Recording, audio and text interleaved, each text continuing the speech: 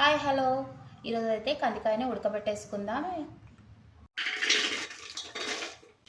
కందికాయని water వేసి శుభ్రంగా కడుక్కోవాలి. శుభ్రంగా కడుక్కొని వాటర్ వేసేసుకొని దాంట్లోకి సరిపడా సాల్ట్ వేసుకొని మూత అయితే పెట్టేసుకొని స్టవ్ ఆన్ చేసుకొని కుక్కర్ని అయితే ఒక 4 విజిల్లు వచ్చే వరకు పెట్టేసుకున్నాను.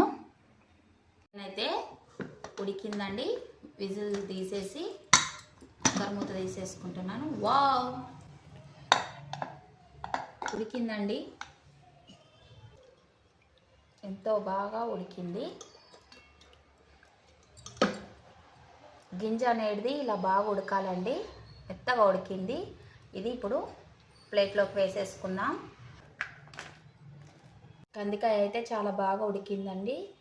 ఇలా గింజ ఉడకాలి. సూపర్.